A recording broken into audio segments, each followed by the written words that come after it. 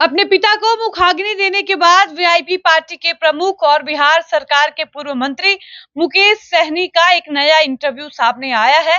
और उस इंटरव्यू में जब मुकेश सहनी से ये सवाल पूछा जाता है कि आपको क्या लगता है आपके पिता की जिस तरीके से मर्डर की गई है, जिस प्रकार से उनको मारा गया है, उसके पीछे की वजह क्या हो सकती है। इसके जवाब में मुकेश सहनी ने कहा कि देखिए, मुझे कुछ भी समझ नहीं आ रहा है और मैं किसी पर भी ये शक भी नहीं कर पा रहा हूं कि आखिर इतने बड़े घटना को अंजाम किसने दिया। उसके बाद मुकेश सहनी से जब ये पूछा जाता है कि आखिरी बार आपके पिता से मुलाकात कब हुई थी, तब इसके जवाब में उन्होंने कहा कि 10-12 दिन पहले ही मेरी उनसे बातचीत हुई थी, हम लोग मिले थे। उस वक्त पिताजी ने कहा भी था कि घुटनों में दर्द रहता है, कान से सुनाई कम दे रहा है।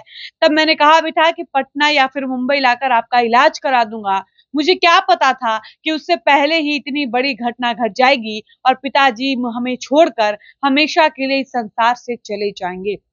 आपको बता दें कि मुकेश सहनी जब अपने पिता का दाह संस्कार कर लेते हैं, उसके बाद पहली बार वो मीडिया कर्मियों से बातचीत करते हैं और बातचीत के दौरान उनसे कई तरह के सवाल पूछे जाते हैं, जिसमें एक सवाल ये भी होता है कि क्या आपका या आपके पिताजी का किसी से कोई दुश्मनी था या फिर कोई विवाद था जिसकी वजह से इतनी बड़ी घटना घटी है। तब मुकेश सहनी ने कहा कि मेरे पिता हमेशा समाज की सेवा करने में विश्वास रखने वाले व्यक्ति थे। आप समझिए कि जो व्यक्ति मुंबई और पटना जैसे शहर को छोड़कर गांव में रह रहा था, लोगों की मदद करता था, समाज सेवा करता था, उस व्यक्ति का किसी से क्या ही दुश्मनी होगा। मुकेश सहनी ने कहा कि जब राजनीति में होने के बाद दूर दूर तक मेरी किसी से कोई दुश्मनी नहीं है, तो फिर मेरे पिता की किसी से दुश्मनी हो, इस बात का कोई सवाल ही नहीं बनता है। मेरे पिता हेल्पिंग नेचर के व्यक्ति थे, उनकी आदत थी दूसरों की मदद करना।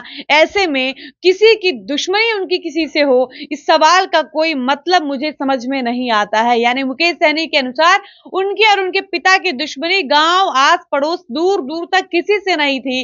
बावजूद इसके इस प्रकार की घटना घट जाना कहीं ना कहीं ये सवाल पैदा करता है कि क्या बिहार में अपराधियों का मनोबल ऊपर तक बढ़ चुका है, क्या बिहार सरकार अपराधियों को संरक्षण दे रही है।